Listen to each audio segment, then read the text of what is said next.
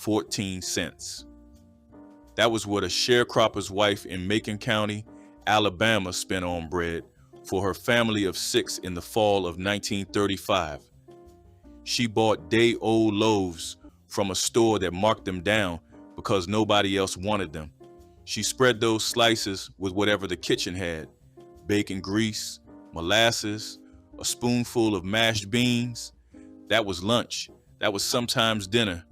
Number 17 cost less than a nickel to make and showed up at every church supper from Birmingham to Baltimore. Number 5 was the sandwich that families stretched across an entire week. Number 12 was not even a real sandwich, just leftover cornbread soaked in the broth from a pot of greens. These 25 sandwiches fed black families through the worst years this country has ever known. Hit that subscribe button. Let us count them down. Number 25, church finger sandwich. If you ever walked into a black church fellowship hall after a funeral, you saw these on every table.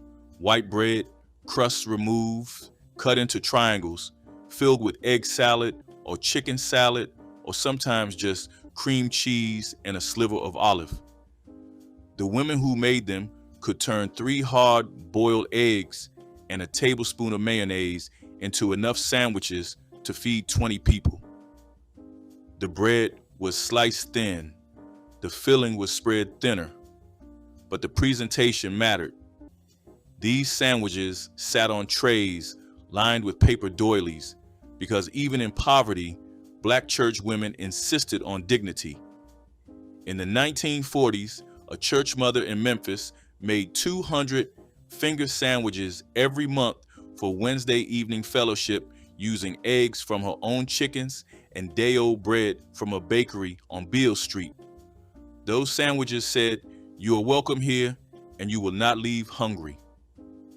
That promise held a congregation together.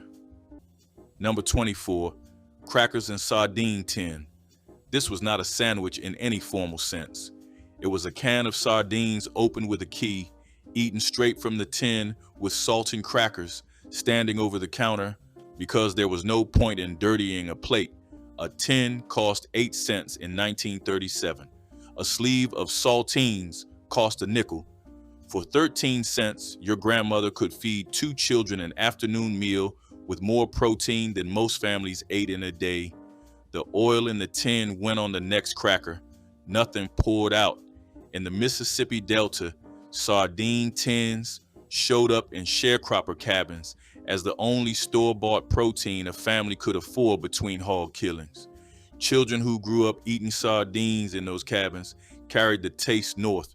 Decades later, in apartments in Chicago, they opened the same tins with the same twist to the key. The kitchen was different. The hunger was the same. Number 23, mustard sandwich. 2 slices of white bread, yellow mustard. That was the whole thing. Not a recipe, not a tradition. An act of desperation dressed up as lunch. In households where the month ran longer than the money, a mustard sandwich was what you packed in a child's lunch bag and prayed nobody at school would notice. The mustard gave it color and tang and the illusion that something more substantial lived between those slices. A bottle of French's yellow mustard cost 9 cents in 1938 and lasted a month. A loaf of bread cost a dime. For less than 20 cents, a mother could send her children to school with something in their hands every day for a week. In Birmingham, a woman named Hattie Mae Johnson packed mustard sandwiches for her 3 boys every Monday through Friday during the winter of 1936. She told them it was a special recipe from her own mother. It was not, it was poverty. But those boys ate every bite without complaint because their mother had wrapped each one in wax paper like it mattered. Number 22, fried fatback sandwich. Salt-cured pork fat sliced thin, fried in its own grease until the edges curled and crisped, then laid between 2 pieces of cornbread. This was the 3 M's turned portable: meat, meal, and Molasses kept black sharecropping families alive across the Deep South, and a fried fatback sandwich contained two of the three in your hand. A pound of fatback cost 10 cents in the 1930s. It was almost entirely fat, but fat was fuel, and fuel was the currency that kept your body working 12 hours in a cotton field. A sharecropper's wife in the Yazoo Delta would fry fatback in the morning, save the drippings for the next meal, and wrap the crisp slices in cloth for her husband to carry to the field. That sandwich traveled in a back pocket. It did not need refrigeration. It did not need anything except hunger. Number 21, sweet potato sandwich. Cold sweet potatoes sliced from last night's supper, laid between two biscuit halves. No seasoning, no butter, just the natural sweetness of the potato and the starch of the bread. Sweet potatoes grew in almost every garden in the rural South, even in soil too poor for much else. Your family could pull 50 pounds from a quarter-acre plot and store them through winter in a root cellar dug beneath the cabin floor. The cost was nothing but labor. In the 1930s, children in rural Alabama carried sweet potato sandwiches to one-room schoolhouses with no running water and no cafeteria. The sandwich was cold by noon. The potato had gone dense. But in a classroom where half the children brought nothing at all, a sweet potato sandwich meant your family was still managing. Your mother was still finding a way. Number 20, bean sandwich. Leftover pinto beans, mashed with a fork and spread on bread like butter. The beans had been cooked the night before with a ham hock or a piece of fatback, simmered until they turned soft and creamy. By morning, the beans held together well enough to spread without falling apart. A bean sandwich was a second life for yesterday's supper. Nothing thrown away.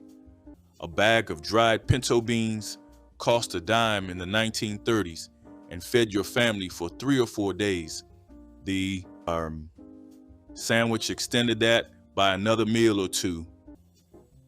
In sharecropper communities across Georgia and the Carolinas, bean sandwiches were what children ate for lunch because the beans were already cooked and the bread was already there. No fire, no stove, just a fork and 30 seconds of mashing. For a mother with 6 children and a morning of fieldwork ahead, that simplicity was not laziness, it was strategy. Number 19, onion sandwich. A raw onion sliced thin, laid on bread with yellow mustard. The bite was sharp enough to make your eyes water, but the onion was free if you grew it and almost free if you bought it. Onions kept for weeks without refrigeration. They grew in every southern garden, and they turned a plain piece of bread into something your mouth had to pay attention to. In the 1930s, black families in the Mississippi Delta grew onions alongside their cotton allotment, tucking gardens into whatever strip of land the landlord did not claim. Those onions ended up in everything: soups, stews, beans, and when there was nothing else, they ended up between 2 slices of bread. A man eating an onion sandwich in a cotton field at noon was not eating well. He was eating. In the Depression-era South, the distance between those two things was the distance between survival and surrender. Number 18, peanut butter and mayonnaise sandwich. This combination sounds wrong to your ears now, but in the 1930s, it was as common across the South as peanut butter and jelly. You spread one slice with peanut butter and the other with mayonnaise, pressed them together, and had a sandwich that was creamy, filling, and cost less than a nickel. Peanut butter was the cheapest protein on grocery store shelves. A jar lasted weeks. Mayonnaise stretched it further and added a tang that softened the heaviness. During the Depression, church pantries in black communities packed these two items together because they knew exactly what families would make with them. In the steel districts of Birmingham, peanut butter and mayonnaise sandwiches showed up in lunch pails 5 days a week. Children did not question it. They ate it. Decades later, many still craved it. Not because it was good, because it tasted like home. Number 17, pimento cheese sandwich. Pimento cheese started as a fancy spread in the 1910s, but by the 1930s, it had crossed every class line in the South. In black church kitchens, women made their own version with government-issued cheese, a jar of pimentos, and mayonnaise. The result was a tangy, creamy spread that showed up at every fellowship supper, every homecoming, every funeral repast. A single batch made enough for 30 people. In the 1940s, pimento cheese became the standard at black church suppers in Atlanta, Nashville, and Charlotte. Church mothers guarded those recipes the way other women guarded jewelry. More mayonnaise, less pickle relish, a pinch of cayenne that nobody admitted to using. If your grandmother made pimento cheese for a church supper, that was her signature.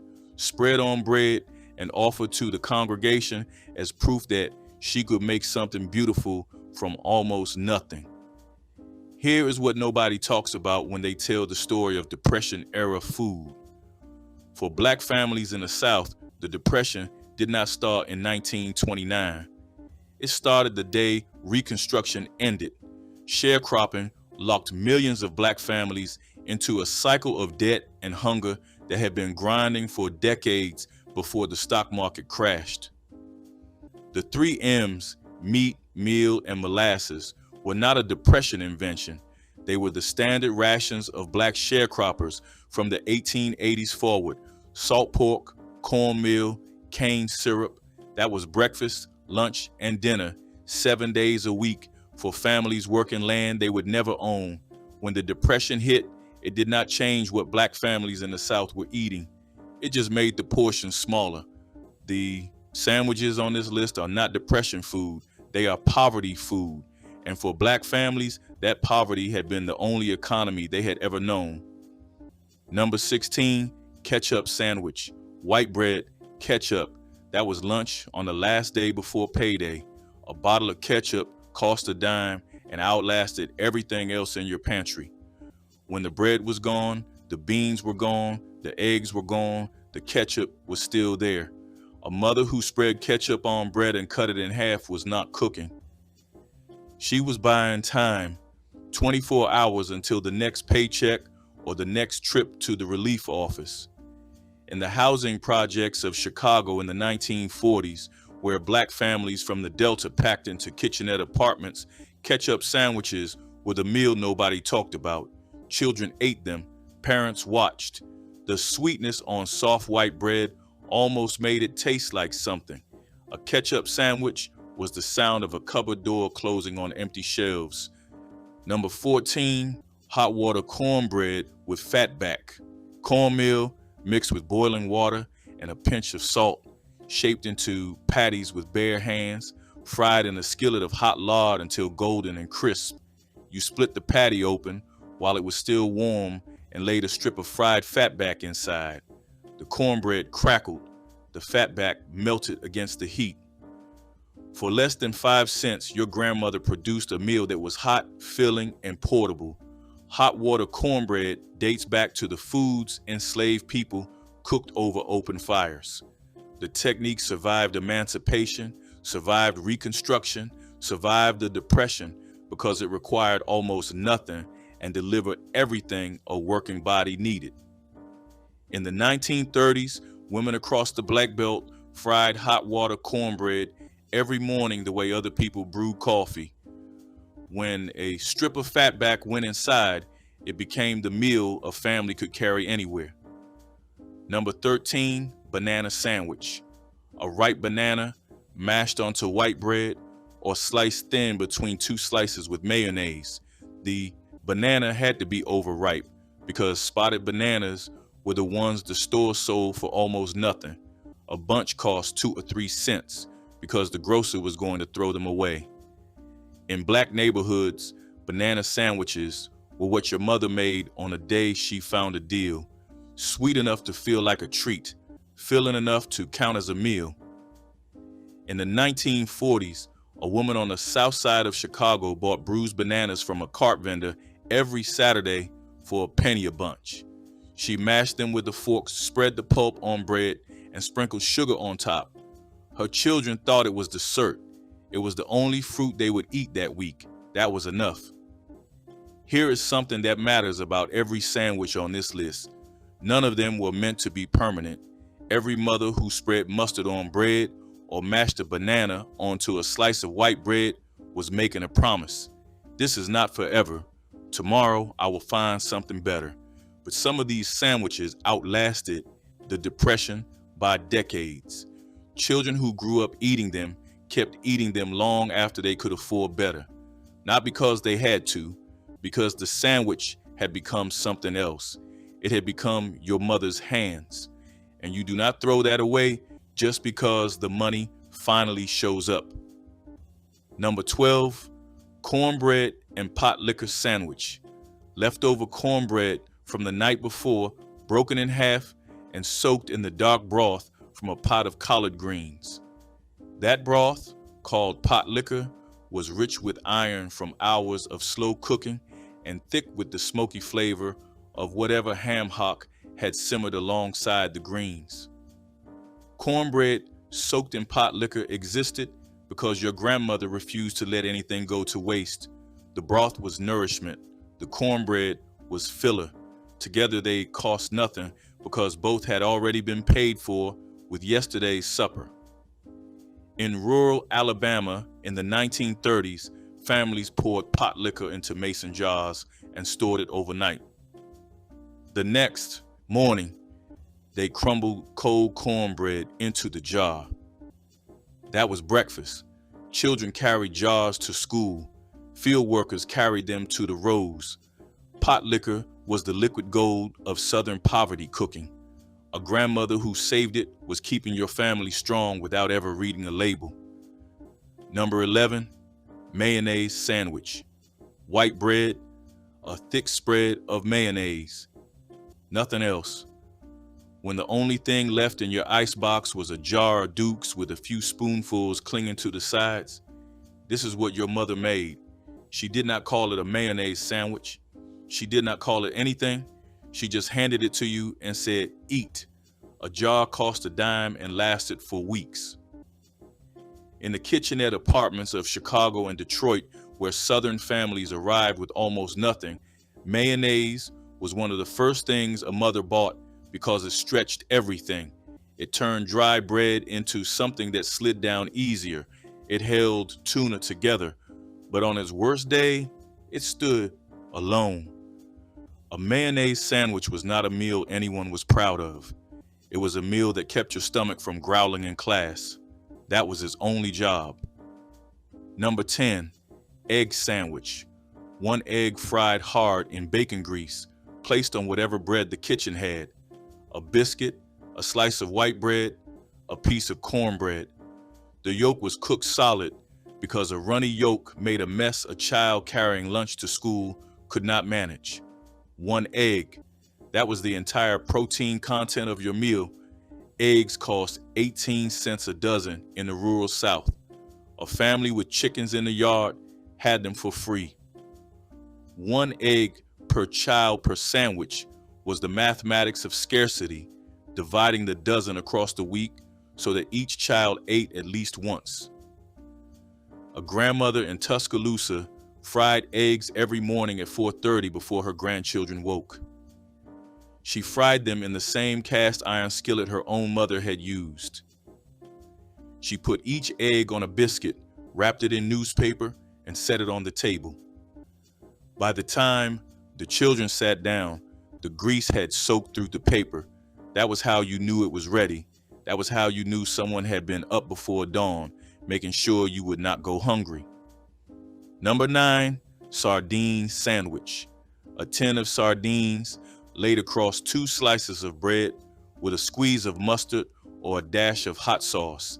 The oil went on the bread first because oil was fat and fat was survival. A tin cost 8 cents in 1935. It contained more protein and calcium than a glass of milk that cost 3 times as much. Black families kept sardine tins in the pantry the way you keep a savings account.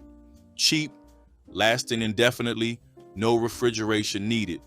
Your grandmother could open a tin, lay the fish on bread, and hand you a meal in under a minute. In the cotton towns of Mississippi, sardine sandwiches were what pickers ate at noon because the tin fit in a pocket. The smell traveled. Everyone around you knew what you were eating. Nobody said a word because half of them were eating the same thing. Number 8, peanut butter and syrup sandwich. Peanut butter on one slice, cane syrup or molasses on the other. Pressed together into something that was sweet, rich, sticky, and filling enough to carry a child through an afternoon of schoolwork or an adult through 4 hours of manual labor. Peanut butter cost 12 cents a jar in the 1930s. Cane syrup cost $0.25 a bottle. Together, they represented the cheapest source of energy and protein a family could buy without growing or raising anything themselves. In the black communities of the rural South, peanut butter and syrup was the sandwich that tenant farmers ate at noon, sitting in the shade of a cotton row with their boots in the dirt. It did not require refrigeration. It did not spoil. It did not need a plate or a fork or a table. George Washington Carver spent his career at Tuskegee Institute developing new uses for peanuts, partly because he understood that black farmers needed crops they could eat, not just crops they could sell for someone else's profit. A peanut butter and syrup sandwich was that idea turned into a meal. Number 7, potted meat sandwich. A small tin of potted meat spread on white bread. The meat was a paste made from whatever parts of the animal the processor could not sell any other way, ground fine enough that you could not tell what it once was. A tin cost 5 cents. It made 2 sandwiches. In the 1930s, government surplus programs distributed potted meat alongside canned vegetables and powdered milk to families on relief. In black communities, that tin became the protein that held your lunch together. A mother with 3 children and 2 tins could stretch 4 sandwiches across 2 days if she spread it thin. Nobody pretended it was good, it was what was there. And a sandwich made from what was there was still a sandwich. A child who brought a potted meat sandwich to school was a child whose mother had opened the last tin and decided that her children would eat today. Here is the part that gets lost when people talk about poverty food like it was some kind of adventure. A mustard sandwich was not a fun experiment. A lard biscuit was not a rustic delicacy. They were meals made by women who had spent the day working someone else's land, came home to a kitchen with almost nothing in it, and still put something in their children's hands before bedtime. The genius was not in the recipe. There was no recipe. The genius was in the refusal to give up. Your grandmother, who spread bacon grease on cornbread and called it dinner, was not defeated. She was solving a problem the same way her mother solved it before her. Every sandwich on this list is the product of that chain. Not a chain of recipes, a chain of women who looked at empty shelves and said, "Not tonight, my children will eat tonight." Number 6, tomato sandwich. A ripe tomato sliced thick on white bread with a smear of mayonnaise, salt, and pepper. The summer sandwich of the South, made during the weeks when the garden produced more tomatoes than your family could eat. A single plant could yield 20 pounds of fruit in a season. In August, when the vines were heavy and the table was covered in tomatoes ripening in the sun, your grandmother would slice one still warm from the garden, lay it on bread, and hand it to whichever child was closest. The juice soaked through the bread. The seeds stuck to your fingers. It tasted like the yard itself. A tomato sandwich was the one meal on this list that nobody ate out of necessity. They ate it because for a few weeks every summer, the garden gave more than the family needed. That abundance, even temporary, felt like freedom.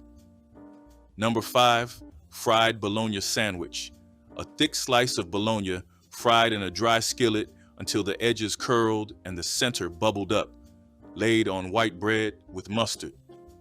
That was the meal that defined Black working class kitchens from the 1940s through the 1970s. A pound cost 19 cents in 1940, cheapest sliced meat in your store. The frying changed everything. Raw bologna was soft and bland. Fried, it developed a crust, a smokiness that made it taste far more expensive than it was. In the housing projects of Memphis and the tenements of Harlem, fried bologna sandwiches were what children ate after school while their mothers worked second shifts. The smell of bologna hitting a hot skillet was the sound of the front door opening. It was the signal that someone was home. A fried bologna sandwich cost 6 cents. It fed you for an evening, and it sounded like love. Number 4, dripping sandwich. Bacon grease saved in a coffee can on the back of the stove, spread on a hot biscuit or a slice of bread. The grease carried the ghost of every piece of bacon or fatback that had been cooked in that skillet. It tasted like smokiness and salt and the memory of meat, even when the meat was long gone. Your grandmother kept a grease can on the stove the way a bank keeps a vault. Nothing went in by accident. Nothing came out without purpose.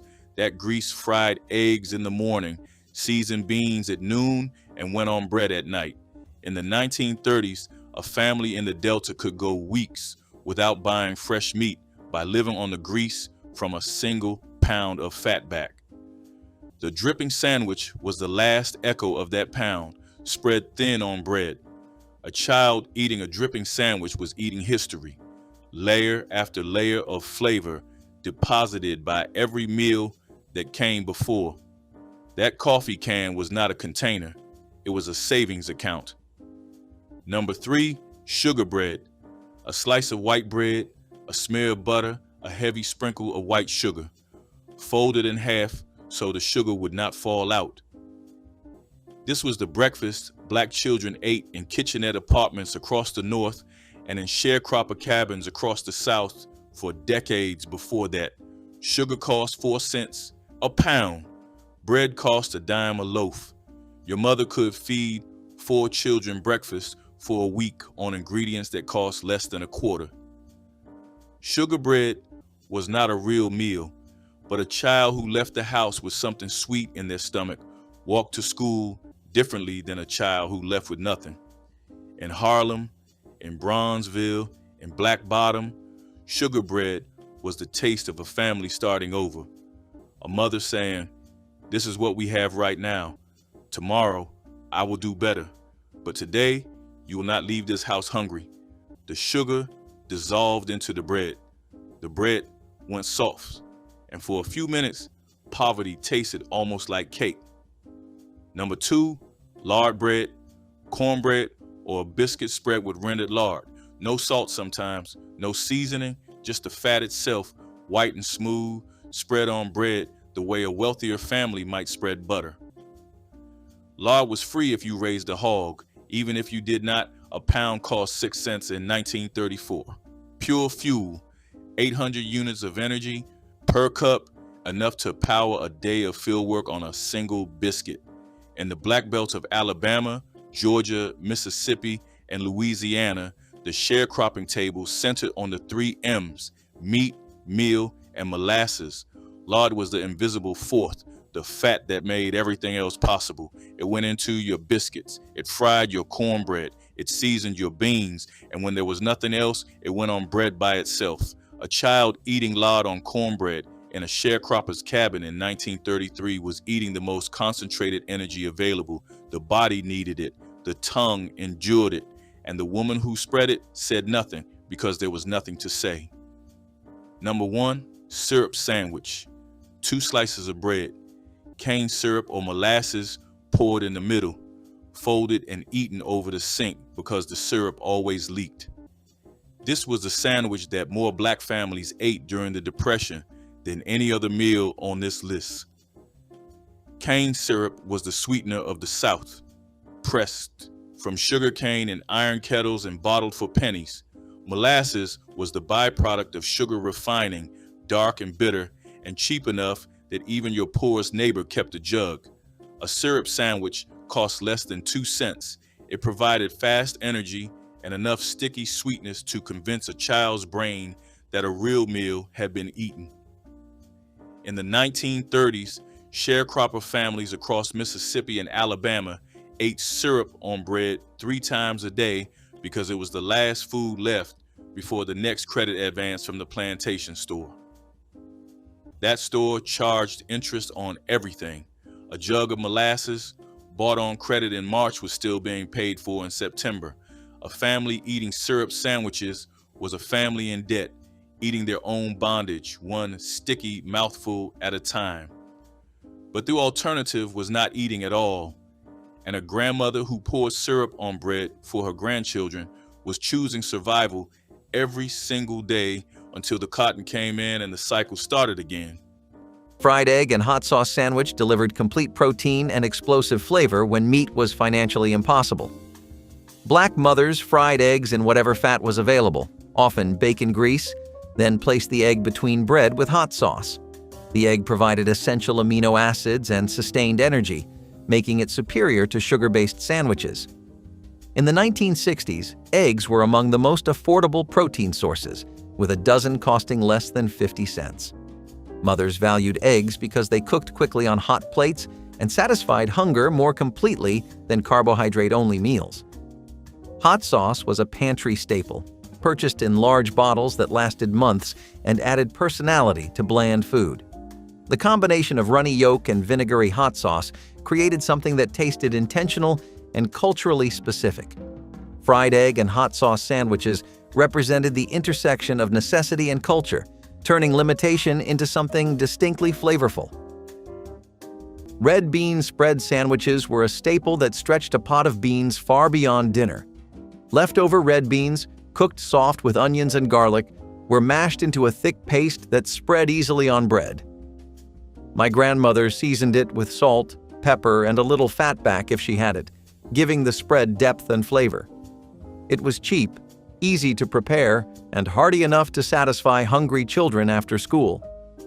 The creamy beans clung to the bread, sometimes spilling out the sides, leaving fingers messy but bellies full. It was food born out of necessity, but it carried a comfort that only beans could provide. Families who grew up with little remembered this sandwich as one of the simplest but most reliable suppers of their childhood. Red bean spread sandwiches were a way of honoring every bit of food in the pot, never wasting a single spoonful.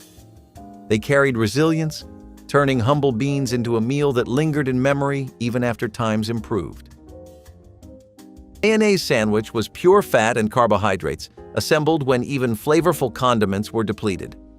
Black mothers spread mayonnaise generously between bread, sometimes adding salt and pepper to create complexity. The mayonnaise provided calories and creamy texture that made dry bread palatable. In neighborhoods where grocery stores charged inflated prices, mayonnaise represented accessible sustenance that didn't require cooking. Mothers understood that fat provided sustained energy, that children needed calories to survive long school days. These sandwiches appeared during the hardest weeks when every other option had been exhausted. The sandwich spoke to a particular poverty that many outside Black communities never witnessed, where having bread and mayonnaise felt like abundance. Children ate them without questions because questioning meant acknowledging a reality too painful to speak aloud. Mayonnaise sandwiches were edible dignity. Pickled okra sandwiches were tangy, crunchy, and unforgettable for those who grew up with them. Pickled okra spears, packed in jars with vinegar and spices, were pressed between slices of bread to create a quick snack or dinner. My grandmother always kept jars of pickled okra on hand, made from her summer garden harvests. The sharp bite of vinegar cut through the blandness of plain bread, giving the sandwich a flavor that stood out despite its simplicity. It was cheap to make, requiring little more than leftover pickles and bread, but it filled stomachs when nothing else was available. The crunch of okra seeds added texture that made each bite interesting. Pickled okra sandwiches were not extravagant, but they were practical, nourishing, and tied deeply to culture. Families who grew up with them remembered their sharp flavor as part of daily life. They carried both thrift and heritage, showing how resourceful families transformed even pickles into a satisfying supper. Vienna sausage sandwich featured tiny, salty sausages from cans that cost pennies and provided convenient protein. Black mothers arranged the small sausages on bread, sometimes slicing them lengthwise to create more coverage, adding mustard or ketchup. The sausages were heavily processed but delivered fat and protein that children's bodies needed. In the 1960s, Vienna sausages represented accessible luxury in Black households, costing more than potted meat but less than fresh meat. Mothers appreciated that the sausages could be eaten straight from the can, requiring no preparation beyond opening. Children often enjoyed Vienna sausages because they resembled actual hot dogs, providing a sense of eating something recognizable. The sandwich appeared in school lunch bags, at kitchen tables for quick dinners, and as after-school snacks when hunger struck. Vienna sausage sandwiches proved that Black mothers understood the value of convenient, affordable protein requiring minimal effort. Pork ear sandwiches were a dish that showed how Black families wasted nothing from the animal. Pig ears were boiled until tender, sliced thin, and layered on bread with mustard or hot sauce. My grandmother made them on days when pork scraps were all she could afford from the butcher. The ears had a chewy texture, unlike regular meat, but with enough seasoning they carried flavor that stuck with you. The sandwiches were not glamorous, but they filled stomachs and reminded families of the value of resourcefulness. Mustard cut through the richness, making each bite easier to enjoy. These sandwiches were eaten at home and sometimes shared among neighbors, a quiet reminder that nothing was too small to be turned into supper. Pork ear sandwiches may sound unusual today, but they were part of survival, proof that thrift and tradition guided the meals of that time.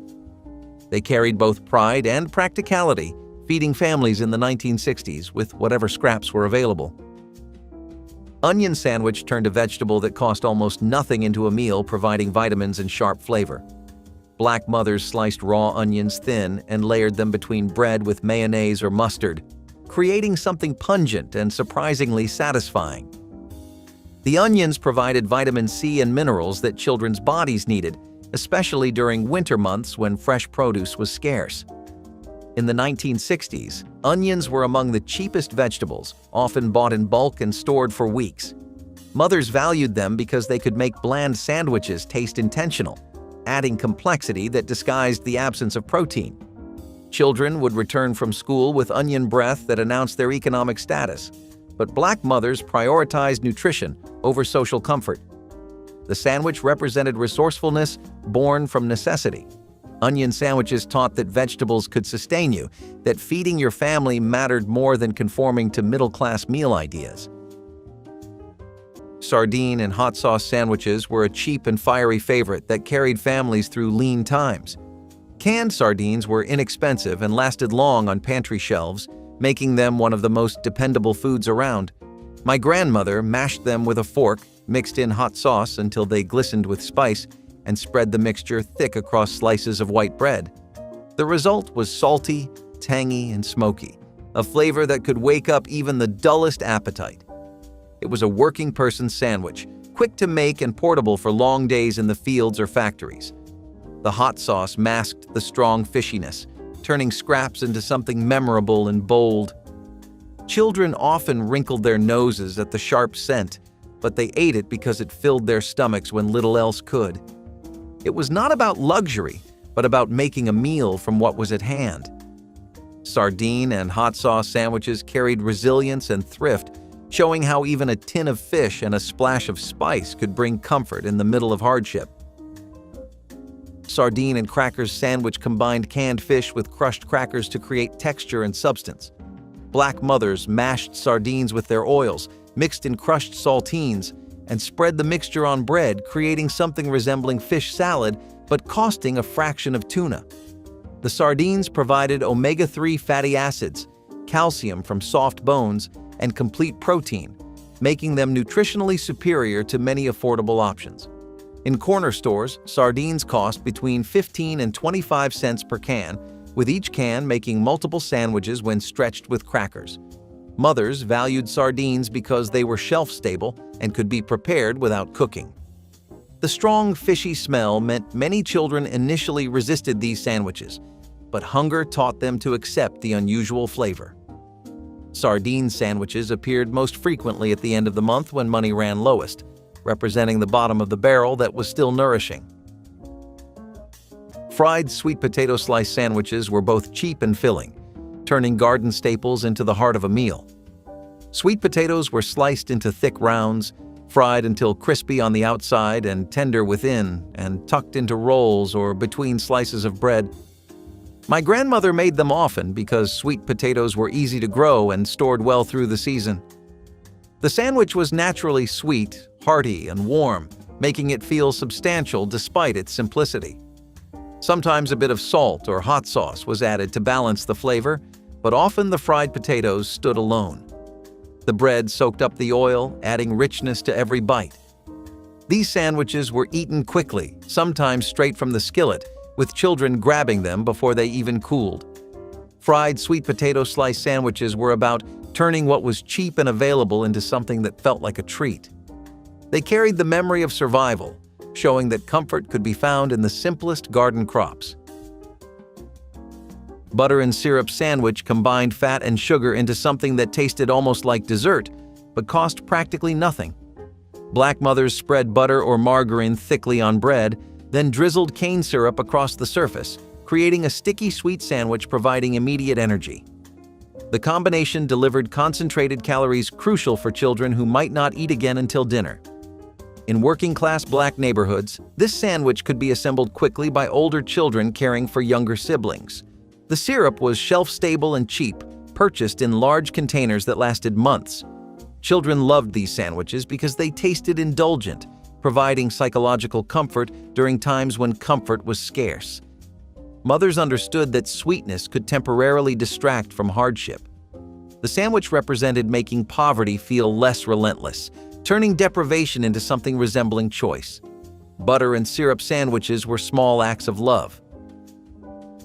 Cornmeal-crusted eggplant sandwiches were proof that vegetables could take center stage in a meal. Eggplants, when sliced thick, were dredged in cornmeal, fried in hot oil, and tucked between slices of bread until they became crisp and hearty. My grandmother loved making these in the summer when eggplants were cheap and plentiful from the garden or local markets. The cornmeal coating gave every bite a crunch, while the eggplant inside softened into something almost meaty. Families who could not afford beef or pork found this sandwich to be a satisfying alternative that still felt substantial. The bread soaked up the oil and seasoning, turning each slice into a flavorful part of the meal rather than just a container. Sometimes a dab of hot sauce or mustard was added for extra kick, but often the simplicity of fried eggplant was enough. Cornmeal-crusted eggplant sandwiches were not fancy, but they carried thrift and pride, proving that resourcefulness in the kitchen could turn plain garden vegetables into a filling supper worth remembering. Ketchup sandwich emerged from the reality that condiments lasted longer than actual food, providing flavor when protein was absent. Black mothers spread ketchup thickly between bread slices, sometimes adding mayonnaise to create richness. The tomato-based ketchup provided vitamins and a taste children found comforting. In 1960s, Black households, ketchup was affordable, costing less than 20 cents per bottle that stretched across dozens of meals. Mothers packed these for school lunches, knowing children would eat them because hunger made everything taste acceptable. The sandwich represented the gap between paychecks, days when welfare checks hadn't arrived yet. What made this remarkable was maternal determination to ensure no child left home with an empty stomach. Ketchup sandwiches taught that shame lived not in what you ate, but in refusing to make do with what you had. Cane syrup and peanut sandwiches were a sweet and crunchy treat that doubled as dinner when times were tough. Cane syrup was cheap and widely available, poured generously onto slices of bread until they gleamed with sticky sweetness. My grandmother sprinkled roasted peanuts over the syrup, pressing them down so they stuck before topping with another slice of bread. The result was a sandwich that blended sweet and salty in a way that satisfied without needing meat or cheese. It was messy to eat, syrup dripping onto fingers and plates, but that only added to the memory of it. Children loved the crunch of peanuts against the soft bread, while adults appreciated how quickly it came together. In households where sugar was expensive, cane syrup filled the gap, giving families a way to stretch their budget while still enjoying something indulgent. Cane syrup and peanut sandwiches were humble yet memorable, a reminder that even the simplest combinations could bring comfort during hard times. Here is my challenge. Make one of these this week. The peanut butter and syrup, the fried bologna, the hot water cornbread, then sit at the table, not the couch. Set a place, use a plate, not a paper towel. Eat it slow, because these sandwiches were never about being cheap. They were about keeping a family alive when every system in this country was designed to let them starve. When you make one, you are not recreating poverty. You are honoring the woman who made it for you the first time, the woman who stood in the kitchen with almost nothing and decided that her family would eat tonight. Share which one you are going to make in the comments. I want to know if the syrup sandwich gets more love than the sugar bread. I want to know if anyone else's grandmother kept a coffee can of drippings on the back of the stove like it was worth more than money. Because these are not just sandwiches. They are proof that a woman with almost nothing in her kitchen and everything on her shoulders could still feed her family. And that is not poverty, that is power.